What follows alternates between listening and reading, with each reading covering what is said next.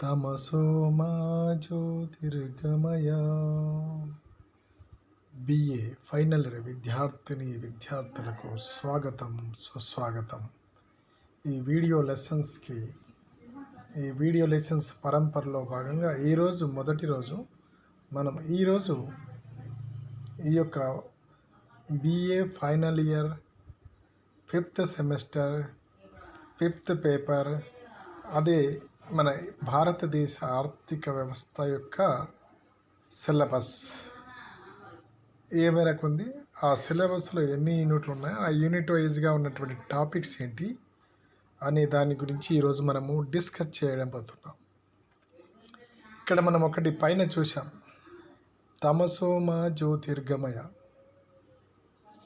విద్య అనేది చీకటి నుండి ప్రకాశాన్ని వెదజల్లేది, అజ్ఞానం నుండి జ్ఞానం వైపు తీసుకెళ్ళేది. సో అటువంటి విద్యను అభ్యసించే క్రమంలో భాగంగా మనము ఒక స్థాయి వరకు వచ్చి ఉన్నాం. మనమందరం బిఏ ఫైనల్ ఇయర్ 5th సెమిస్టర్లో ఉన్నాం. తెలంగాణ రాష్ట్రంలోని గిరిరాజ్ కళాశాల, గవర్నమెంట్ గిరిరాజ్ కళాశాల అత్యధిక అడ్మిషన్లను పొందుతూ ప్రథమ స్థానంలో నిలిచి ఉన్నది. ఈ కళాశాలలో పనిచేస్తున్నందుకు మాకు మరియు కళాశాలలు చదువుతున్న మీకు అందరికి కూడా ఇది గర్వకారణమైన విషయం. సో పోతే ఈరోజు మనం విషయంలో భాగంగా సిలబస్ అంటే ఈ సంవత్సరము ఈ 5వ సెమిస్టర్ లోపల మనము 2 పేపర్లు చదవాల్సి ఉంటుంది. ఒకటి భారతదేశ ఆర్థిక వ్యవస్థ, ఇంకా 2 ఆప్షనల్స్ ఉంటాయి. ఆ ఆప్షనల్స్లో మనకిష్టమైన దాన్ని ఒకదాన్ని సెలెక్ట్ చేసుకొని దాన్ని మనము చూజ్ చేసుకోవచ్చు. ఇప్పుడు మనకు ఈ 5th సెమిస్టర్లో భాగంగా ఈ 5th పేపర్ అయినటువంటి భారతదేశ ఆర్థిక వ్యవస్థ యొక్క సిలబస్ ఏంటి యూనిట్ వైజ్గా తెలుసుకునే ప్రయత్నం చేద్దాం ఈరోజు క్లాస్ లోపల. సో మొదటగా యూనిట్ 1, భారత ఆర్థిక వ్యవస్థ యొక్క నిర్మాణము.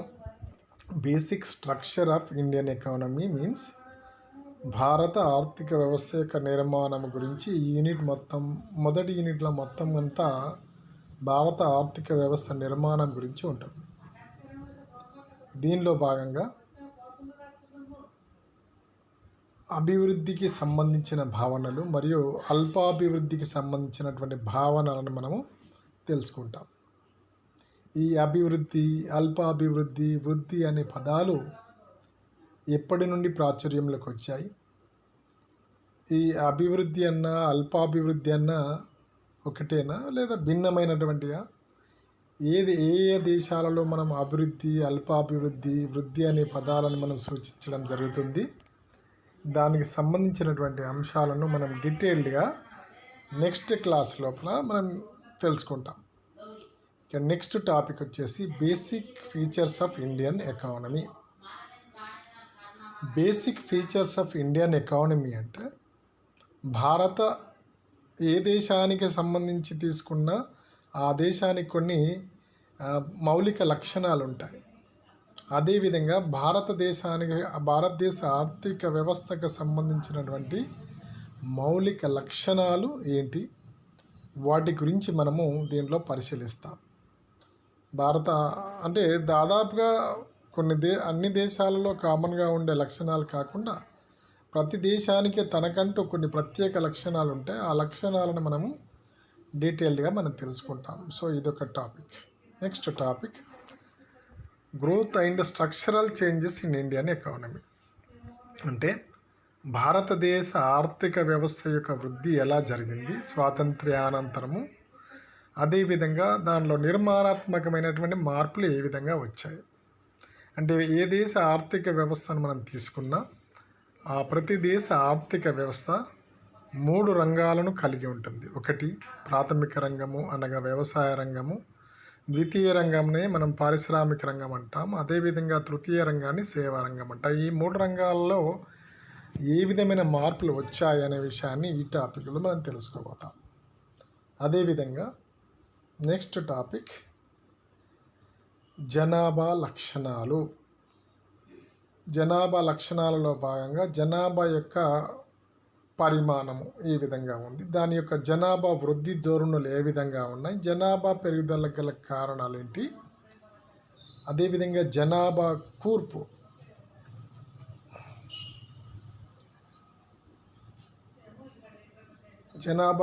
ఏ విధంగా ఉంది, దాని యొక్క ప్రభావాలు భారత ఆర్థిక వ్యవస్థపై ఏ విధమైన ప్రభావాలు ఉన్నాయనే విషయాన్ని మనం చూస్తాం. అదేవిధంగా డెమోగ్రాఫిక్ డివిడెండ్. ఈ డెమోగ్రాఫిక్ డివిడెండ్ అనేది ఇటీవలి కాలంలో, అంటే ఇక్కడ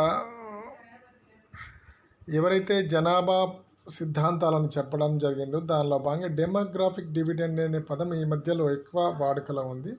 ఈ డెమోగ్రాఫిక్ డివిడెండ్ అంటే ఏంటి, డెమోగ్రాఫిక్ డివిడెండ్ వల్ల ఆయా దేశాలకు కలిగే ప్రయోజనాలు ఏంటి, దానివల్ల తలెత్తే ఇబ్బందులు ఏంటి, మరి భారతదేశానికి ఈ జనాభా డివిడెండ్ అనేది లాభదాయకమా నష్టదాయకమా, అత్యధిక ప్రయోజనం పొందుతున్నటువంటి అంటే డెమోగ్రాఫిక్ డివిడెండ్ వల్ల ప్రయోజనం పొందే దేశాలేంటి అనే విషయాన్ని దీంట్లో చూస్తాం. భారతదేశానికి సంబంధించి డెమోగ్రాఫిక్ డివిడెండ్ లాభదాయకమా నష్టదాయకం అనే విషయాన్ని మనం పరిశీలిస్తాం. Next topic occupational distribution of population. అంటే వృత్తిపరమైన జనాభా విభజన భారతదేశంలో ఎలా ఉంది, ఎలా మార్పులు వచ్చాయి. స్వాతంత్రం వచ్చినప్పుడు వృత్తిపరమైన, ఇక్కడ వృత్తులు అనేవి స్థూలంగా మనం గుర్తుపెట్టుకోవాల్సింది ఏంటంటే, దీనిలో ఒకటి వ్యవసాయ రంగం మీద ఆధారపడి జీవించేవారు, అంటే ప్రాథమిక రంగం, వ్యవసాయ రంగంతో పాటు దాని అనుబంధ వృత్తులు. ద్వితీయ రంగము అంటే పారిశ్రామిక రంగము, దానితో పాటు మిగతా రంగాలు కూడా ఉంటాయి. అదేవిధంగా తృతీయ రంగం అంటే సేవా రంగం మీద. ఈ 3 రంగాలపైన ఏ విధంగా జనాభా ఆధారపడి జీవిస్తున్నారు, దానిలో వచ్చిన మార్పులు ఏంటి అంటే, వృత్తిపరమైన జనాభా విభజనలో భారతదేశంలో స్వాతంత్రం వచ్చినప్పటి నుండి ఇప్పటి వరకు ఏ విధమైన మార్పులు చోటు చేసుకున్నాయి, దానికి దారితీసిన పరిస్థితులు ఏంటి అనే విషయాన్ని చూస్తాం. ఇక next population policy of India. భారతదేశం యొక్క జనాభా విధానము. భారతదేశం యొక్క జనాభా విధానాన్ని మనము అంటే స్వాతంత్రం వచ్చిన తర్వాత జనాభా విధానంలో ఏ విధమైన జనాభా విధానం అనేది ఎప్పటి నుండి మనం అనుసరిస్తున్నాము, జనాభా నియంత్రణ కోసం ఎటువంటి చర్యలు తీసుకోవడం జరిగింది, దీనిలో భాగంగా మనము జనాభా విధానాలను రూపొందించుకోవడం జరిగింది. దాంట్లో భాగంగా 1976 జనాభా విధానము ప్రధానమైనది.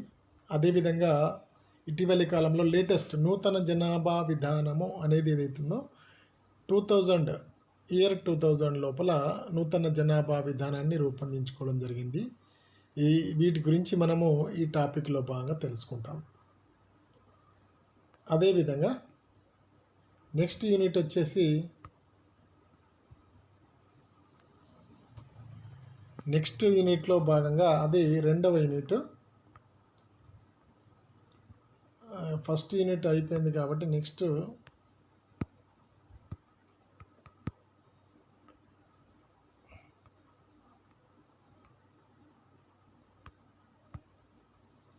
దీన్ని స్ట్రక్ అయిపోయింది.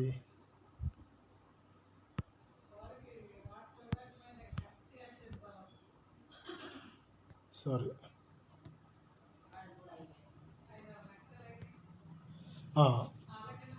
రెండవ యూనిట్ వచ్చేసి national income, poverty and unemployment. అంటే జాతీయ ఆదాయము, పేదరికము మరియు నిరుద్యోగము అనే ఈ 2వ యూనిట్లో ఈ 3 కాన్సెప్ట్స్ మీద 3 కాన్సెప్ట్లకు సంబంధించినటువంటి దాన్ని తెలుసుకుంటాం. First estimation of national income, జాతీయ ఆదాయం యొక్క అంచనా. దీనిలో మనము జాతీయ ఆదాయం అంటే ఏంటి, జాతీయ ఆదాయాన్ని స్వాతంత్రానికి పూర్వము అంచనా వేయడం జరిగిందా? జరిగితే ఎవరు అంచనా వేశారు? సో అవన్నీ అధికారికంగా అంచనా వేయడం జరిగిందా, వ్యక్తిగతంగా అంచనా వేయడం జరిగిందా చూస్తాం. అదేవిధంగా స్వాతంత్రం వచ్చిన తర్వాత జాతీయ ఆదాయాన్ని అంచనా వేయడానికి ఏ ఏ ప్రయత్నాలు జరిగాయి, దాని తర్వాత జాతీయ ఆదాయాన్ని అంచనా వేయడానికి ఒక శాశ్వతమైనటువంటి ఒక యంత్రాంగాన్ని, ఒక సంస్థను ఏర్పాటు చేయడం జరిగింది. సో దీనికి సంబంధించిన అంశాలను మనము ఈ టాపిక్లో చూస్తాం. మనం నెక్స్ట్ టాపిక్ వచ్చేసి trends and composition of national income in India. జాతీయ ఆదాయం యొక్క భారతదేశంలో జాతీయ ఆదాయం యొక్క ధోరణులు, వృద్ధి ధోరణులు, ఏ విధంగా జాతీయ ఆదాయము మరియు తలసరి ఆదాయంలో పెరుగుదల ధోరణులు వచ్చాయి, మరియు కంపోజిషన్ అంటే వివిధ రంగాల కూర్పు. సో రంగాలు అనేవి ప్రాథమిక, ద్వితీయ, తృతీయ రంగాలుగా మనం చెప్పుకున్నాం. సో ఈ 3 రంగాలు అంటే వ్యవసాయము మరియు వ్యవసాయ అనుబంధ రంగాలు, పారిశ్రామిక రంగము మరియు నిర్మాణ రంగము మొదలైనవి ద్వితీయ రంగంలో భాగంగా. తృతీయ రంగంలో భాగంగా సేవా రవాణా, కమ్యూనికేషన్, శాస్త్రీయ విజ్ఞానము, సాంకేతిక పరిజ్ఞానము, కమ్యూనికేషన్లు, శక్తి వనరులు మొదలైన అనేక అంశాలు సేవలు రంగం కిందకి వస్తాయి. ఈ తృతీయ రంగం అంటే ఈ 3 రంగాల్లో 3 రంగాల వాటా ఏ విధంగా ఉంది, 1951లో ఏ విధంగా ఉంది, ఏ విధమైన మార్పులు వచ్చాయి, ఆ మార్పులకు దారితీస్తున్న పరిస్థితులు ఏంటి, వాటి గురించి దీంట్లో తెలుసుకుంటాం. అదేవిధంగా ఇన్కమ్ ఇన్ఈక్వాలిటీస్ ఇన్ ఇండియా. భారతదేశంలో ఆదాయ అసమానతలు ఎలా ఉన్నాయి, దానికి కారణాలేంటి, దాని యొక్క పరిణామాలేంటి లేదా ఫలితాలు ఏమిటి, మరియు ఈ ఆదాయ అసమానతలను తగ్గించడానికి ఎటువంటి చర్యలను తీసుకోవడం జరిగింది, దీని గురించి మనము తెలుసుకుంటాం డీటెయిల్గా. అదేవిధంగా నెక్స్ట్ భారతదేశంలో పేదరికానికి సంబంధించిన భావన, పేదరికం అంటే ఏంటి, దాని నిర్వచనం అది తెలుసుకుంటాం. తర్వాత దాని యొక్క రకాలు, టైప్స్ అంటే రకాలు, పేదరికం ఎన్ని రకాలుగా ఉంది.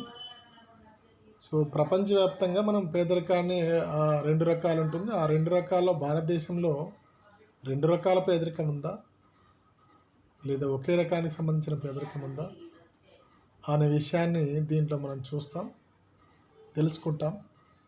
పేదరికం యొక్క ధోరణులు అంటే పేదరికం అనేది ఎలా ఉంది, స్వాతంత్రం వచ్చిన తర్వాత పేదరికము తగ్గిందా, పెరిగిందా, ఆ పేదరిక ధోరణులు ఏంటి, ఎలా ఉన్నాయి అనే విషయాన్ని మనం చూస్తాం. అదేవిధంగా పేదరికానికి గల కారణాలు ఏంటి, పేదరికాన్ని పెరిగిపోవడానికి, పేదరికానికి దారితీస్తున్నటువంటి కారణాలు ఏంటి, ఆ కారణాలను కూలంకషంగా తెలుసుకుంటాం. మరియు దాని యొక్క ఫలితాలు, పేదరికం అనేది అలాగే దీర్ఘకాలం కొనసాగినట్టయితే అది ఒక దేశ ఆర్థిక వ్యవస్థ పైన, ఒక దేశ ఆర్థిక, సామాజిక, రాజకీయ రంగాలపైన ఎటువంటి ప్రభావాలను చూపిస్తుంది అనేది దీనిలో తెలుసుకుంటాం. అదేవిధంగా నిరుద్యోగం, భారతదేశంలో నిరుద్యోగం యొక్క భావన అంటే నిరుద్యోగం అంటే ఏంటి, నిరుద్యోగానికి సంబంధించిన నిర్వచనము తెలుసుకుంటాం. నిరుద్యోగం ఎన్ని రకాలుగా ఉంటుంది, మన భారతదేశంలో ఏ ఏ రకమైన నిరుద్యోగాలు ఉన్నాయి, నిరుద్యోగం యొక్క ధోరణులు ఏ విధంగా ఉన్నాయి, నిరుద్యోగం ఎలా అంటే పెరిగిందా, తగ్గిందా, సో ఆ ధోరణులు ఏ విధంగా అంటే స్వాతంత్రం వచ్చినప్పటి నుండి మొత్తం భారతదేశంలో ఉన్న జనాభా లోపల నిరుద్యోగం అనేది పెరిగిందా, తగ్గిందా, పెరిగితే ఎందుకు పెరిగింది, దానికి గల కారణాలను మనం తెలుసుకుంటాం. నిరుద్యోగము పెరగడానికి గల కారణాలు మరియు నిరుద్యోగం వల్ల కలిగే పరిణామాలు, సో సామాజిక, ఆర్థిక, రాజకీయ పరిణామాలు వీటిపైన ఏ విధంగా ఉంటుంది, సామాజిక రాజకీయ ఆర్థిక పరిణామాలకు నిరుద్యోగం ఎలా దారితీస్తుందన్న విషయాన్ని చూస్తాం. నెక్స్ట్ టాపిక్ మరి పేదరికము మరియు నిరుద్యోగము నిర్మూలన కోసము భారతదేశంలో చేపట్టబడినటువంటి వివిధ పథకాల గురించి చూస్తాం. సో స్వాతంత్రానంతరం అనేక వందలాదిగా పథకాలను చేపట్టడం జరిగింది.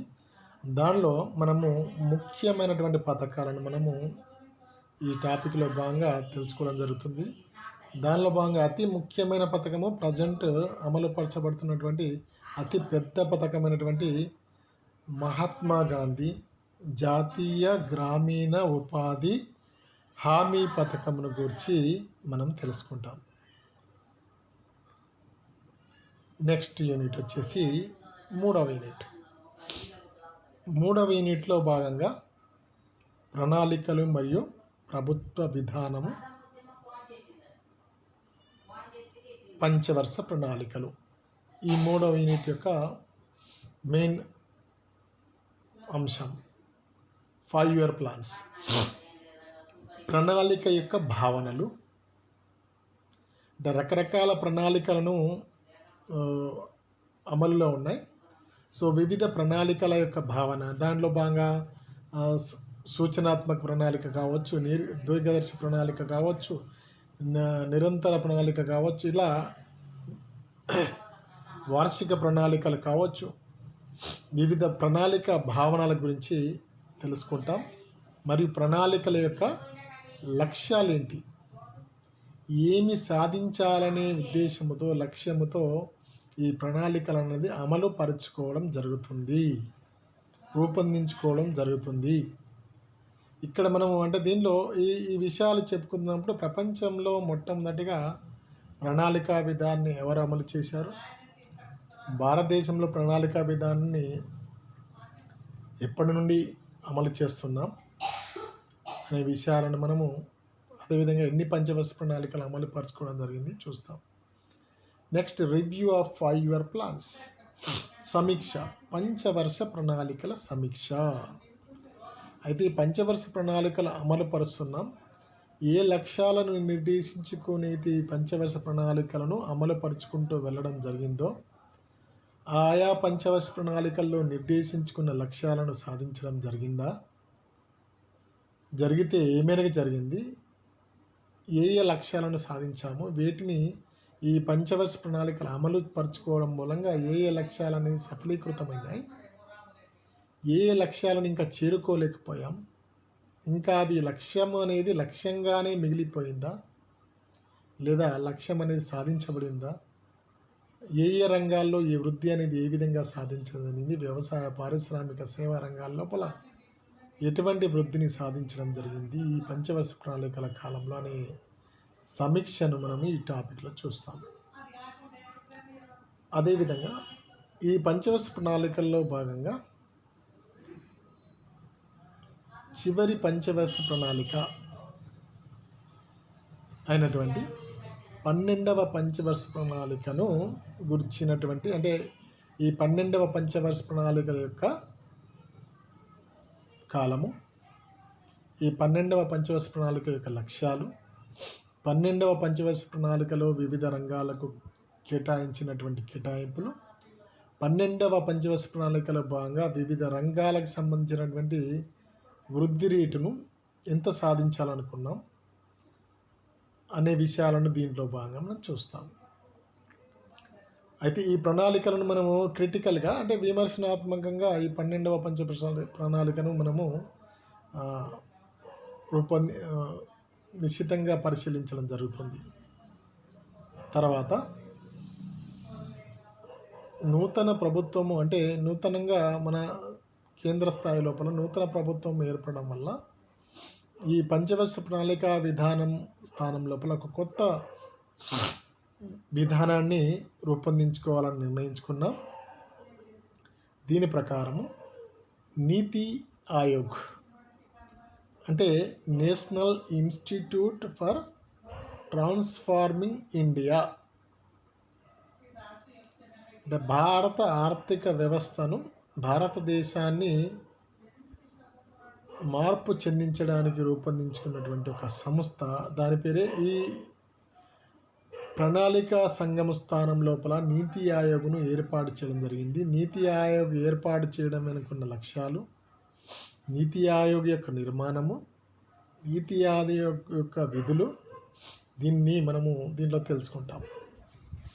అదేవిధంగా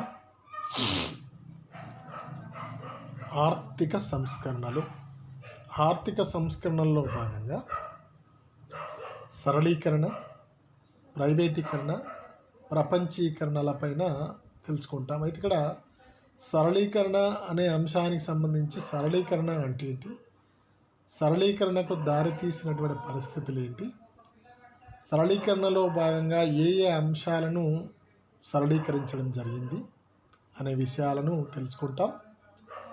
అదేవిధంగా ప్రైవేటీకరణ అంటే ఏంటి, ప్రైవేటీకరణకు దారితీసిన అంశాలు ఏంటి, ప్రైవేటీకరణలో భాగంగా ఏ సంస్థలను, ప్రభుత్వ రంగ సంస్థలను ప్రైవేటీకరించడం జరిగింది, దానికోసం ఎటువంటి చర్యలు తీసుకోవడం జరిగిందనే విషయాన్ని ఈ ప్రైవేటీకరణలో భాగంగా చూస్తాం.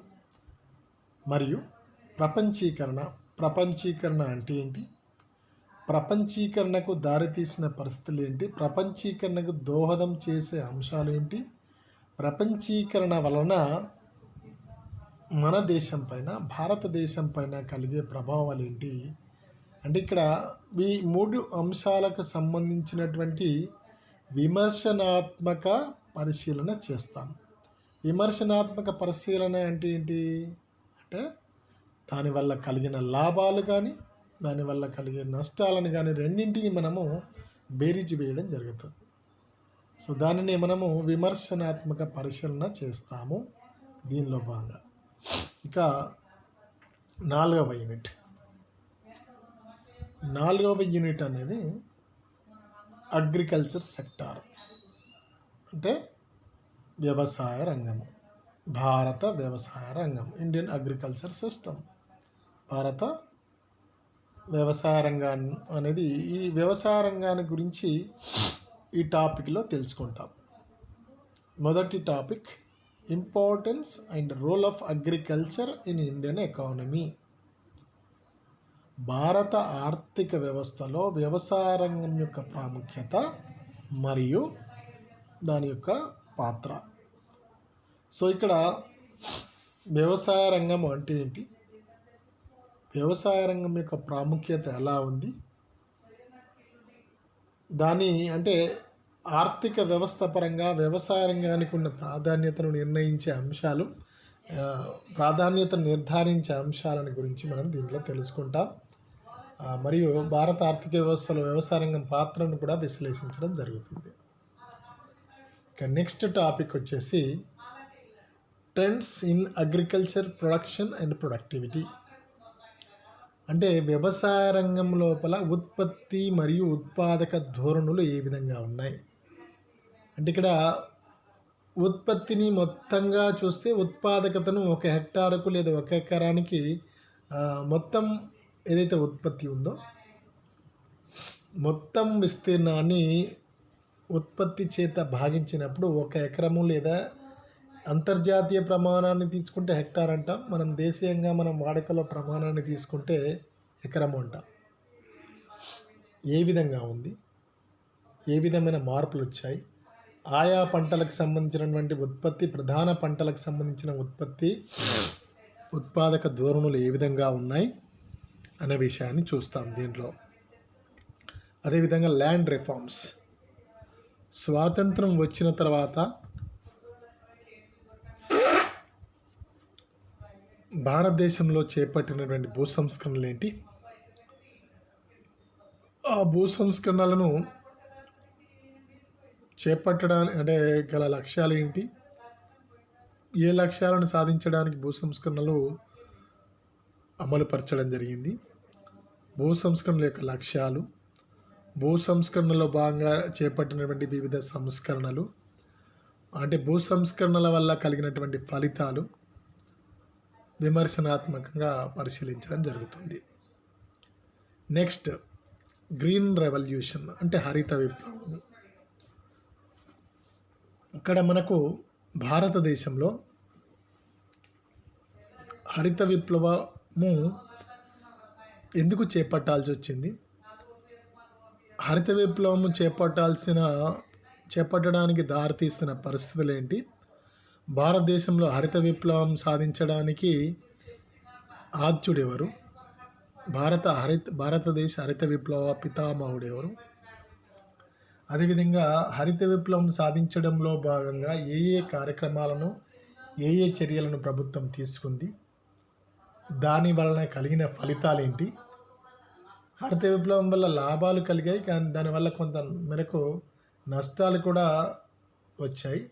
సో లాభాలు హరిత విప్లవం వల్ల కలిగిన లాభాలు, దానివల్ల ఏర్పడినటువంటి ఫలితాలు లేదా దుష్పరిణామాలు, వాటిని దీనిలో భాగంగా తెలుసుకుంటాం.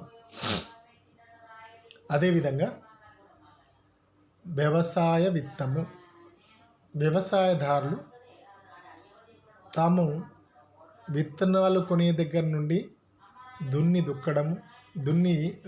దున్నడము, దానిని అంటే పంటలు సాగు చేయడానికి అనువుగా మార్చడము, పంటలను సాగు చేయడము, సస్యరక్షణ చర్యలు చేపట్టడము, తర్వాత కోత మొదలైనవి, తర్వాత ఈ మార్కెటింగ్, గ్రేడింగ్, ఈ అన్ని దశలకు సంబంధించి వ్యవసాయదారులకు, రైతులకు, వారికి విత్తం అనేది డబ్బు అవసరమవుతుంది. సో ఇక్కడ వ్యవసాయ విత్తానికి సంబంధించిన ఆధారాలు ఏంటి, ఎన్ని రకాల ఆధారాలు ఉన్నాయి, వ్యవస్థాపరం కాని ఆధారాల గురించి దీనిలో చర్చించడం జరుగుతుంది. అదేవిధంగా నెక్స్ట్ టాపిక్ వ్యవసాయ మార్కెటింగ్. సో అది పారిశ్రామిక రంగమైన, సేవా రంగమైన తమ యొక్క ఉత్పత్తులను అమ్ముకోవడానికి ప్రయత్నం చేయడం జరుగుతుంది. వ్యవసాయ మార్కెటింగ్ అంటే వ్యవసాయదారులు తాము పండించిన పంటలను మార్కెట్ ధరల వద్ద ఏదైతే విక్రయిస్తారో దాన్ని వ్యవసాయ మార్కెటింగ్ అంటాం.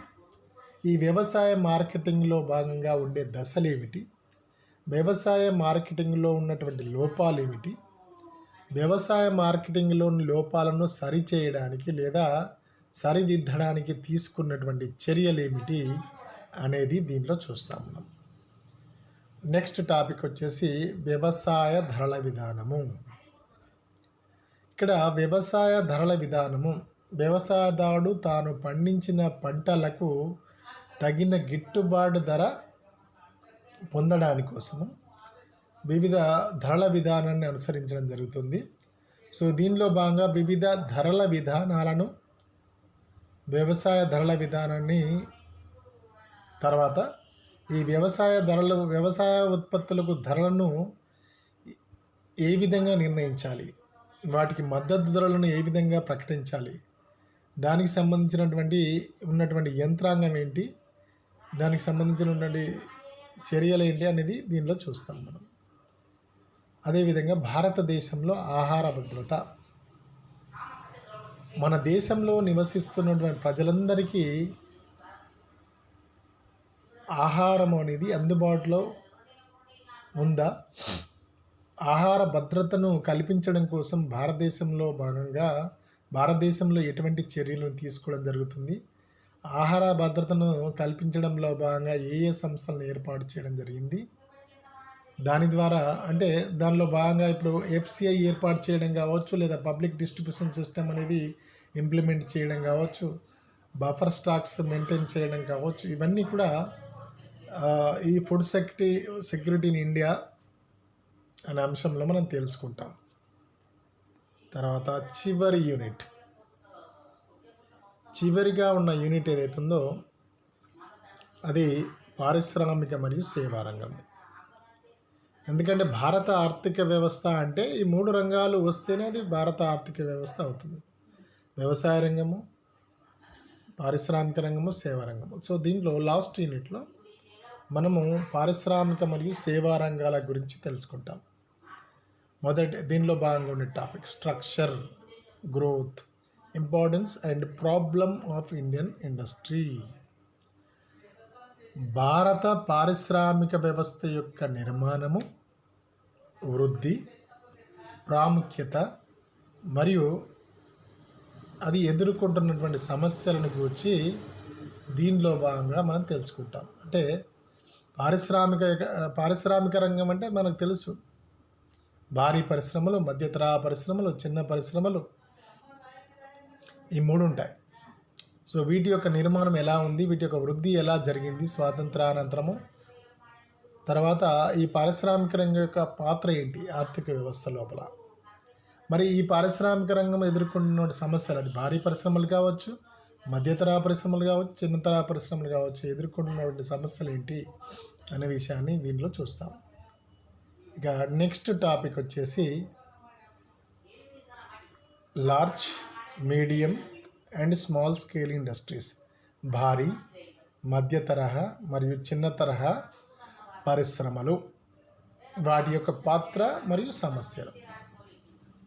దీనిలో భాగంగా అంటే భారీ పరిశ్రమలు అంటే మనకు ఇప్పుడు సపోజ్ ఇనుము ఉక్కు పరిశ్రమ, సిమెంట్ పరిశ్రమ, భారీ రసాయనాలు, వీటన్నింటినీ మనము భారీ పరిశ్రమల కింద చెప్తాం. ఇంకా అనేకం ఉంటాయి. సో ఆయా భారీ పరిశ్రమలు, మధ్యతరహా పరిశ్రమలు, వీటిని పెట్టుబడి ప్రాతిపాదికంగా ఈ పరిశ్రమలను విభజించడం జరుగుతుంది. సో వాటిని బేస్గా చేసుకుని ఆయా పరిశ్రమ, భారీ పరిశ్రమన, మధ్యతరహా పరిశ్రమన, చిన్న తరహా పరిశ్రమ అనేది మనము చెప్పుకుంటాం.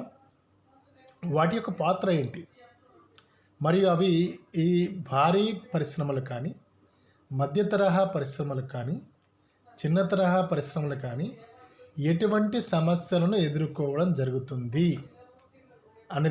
అనే అంశాలను దీనిలో చూస్తాం మనం ఈ టాపిక్లో. ఇక నెక్స్ట్ టాపిక్ వచ్చేసి ఇండస్ట్రియల్ పాలసీస్ ఆఫ్ 1948, 1956 అండ్ 1991. స్వాతంత్రము వచ్చిన తర్వాత మనము పారిశ్రామిక విధానాన్ని ప్రకటించుకోవడం జరిగింది.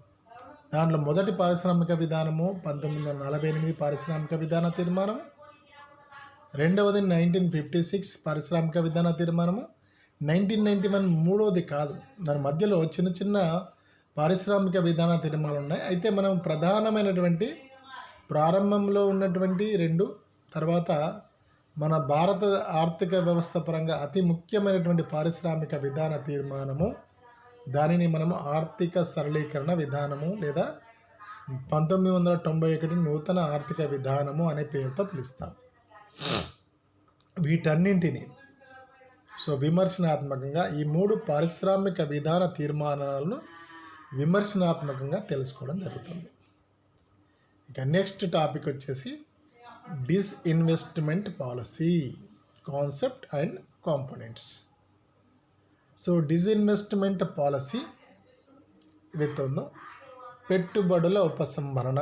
ఇంతకుముందు మనకు ఏదైతే ప్రైవేటీకరణ అనే అంశం వచ్చిందో దాన్నే మనం ఇక్కడ ఆ ప్రైవేటీకరణతో ముడిపడి ఉంటుంది. పెట్టుబడుల ఉపసంహరణ చేయడమే ప్రైవేటీకరణ అనేది అవుతుంది. పెట్టుబడుల ఉపసంహరణ అంటే ఏంటి, పెట్టుబడుల ఉపసంహరణ విధానాన్ని ఎప్పటి నుంచి మనం అమలు చేసుకుంటున్నాం, పెట్టుబడుల ఉపసంహరణకు భారతదేశంలో ఏమేమి చర్యలు తీసుకోవడం జరిగింది, పెట్టుబడుల ఉపసంహరణ ఇప్పటి వరకు ఏ ఏ రంగాల్లో చేయడం జరిగింది, ఇక ముందు అంటే పెట్టుబడుల ఉపసంహరణకు సంబంధించిన నిర్దేశించిన లక్ష్యాలు ఏంటి, దీనిలో భాగంగా ఏ ఏ అంశాలు వస్తాయి అనే విషయాలను మనము దీనిలో భాగంగా చూస్తాం. అదేవిధంగా సర్వీస్ సెక్టర్. సర్వీస్ సెక్టర్ అంటే సేవా రంగం.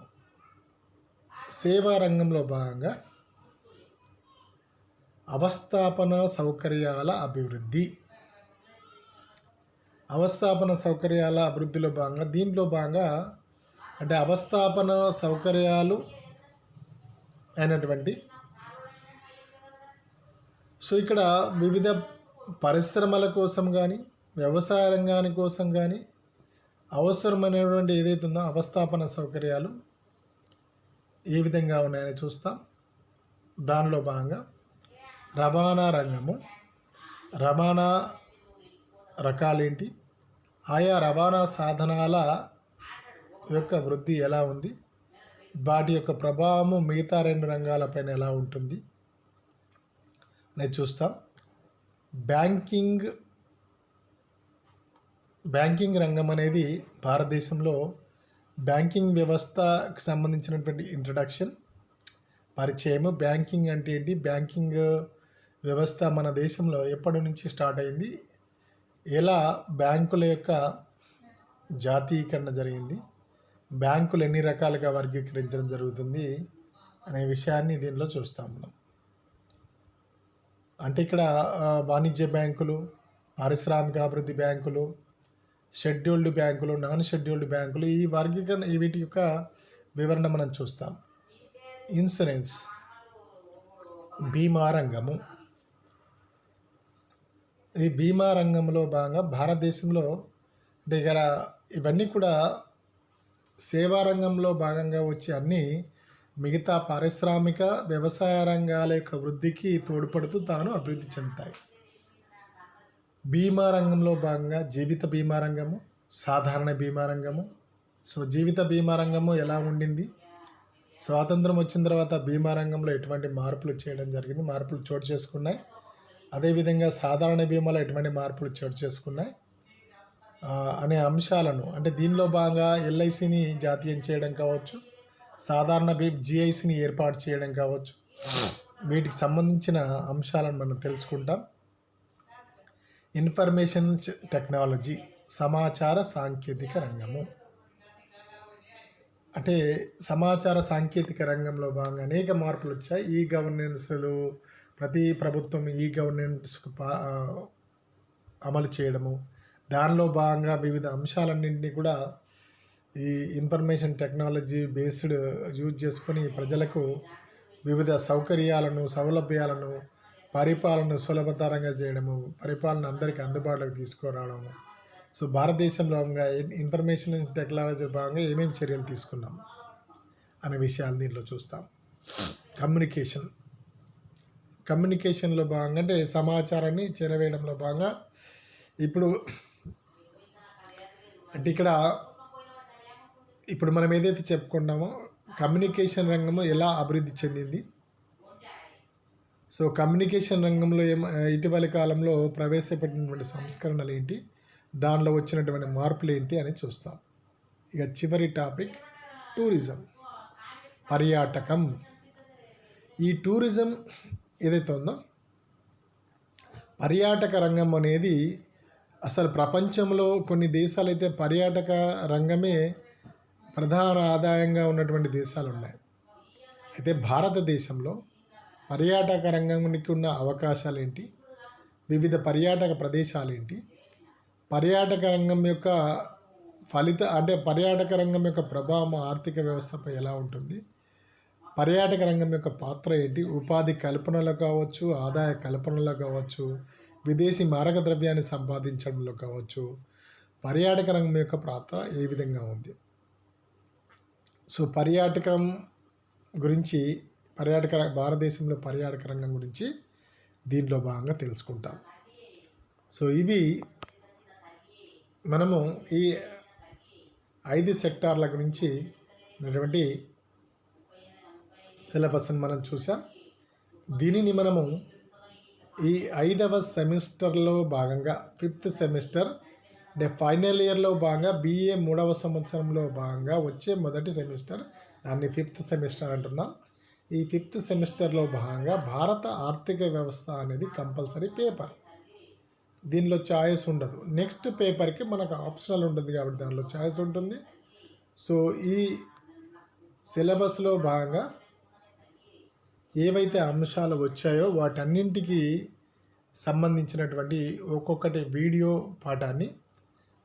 లెసన్ను, వివిధ అంశాలకు సంబంధించిన వీడియో లెసన్స్ను మీకు అందుబాటులోకి తీసుకురావడానికి ఇక్కడ నుండి అంటే డైలీ ప్రయత్నం చేయడం జరుగుతుంది.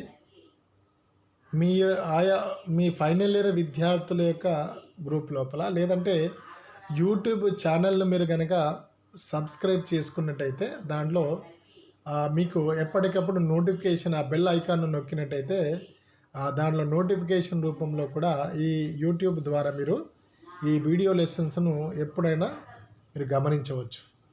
సో దీనిలో భాగంగా మనము నెక్స్ట్ టాపిక్ అయినటువంటి అభివృద్ధి, అల్పాభివృద్ధికి సంబంధించిన భావనలు మరియు భారత ఆర్థిక వ్యవస్థ యొక్క మౌలిక లక్షణాలను గురించి నెక్స్ట్ వీడియోలో మనం కలుసుకుందాం. ధన్యవాదాలు. మీరందరూ కూడా దీన్ని విని సిలబస్ పైన అవగాహన పెంచుకుంటారని ఆశిస్తూ ముగిస్తున్నాం.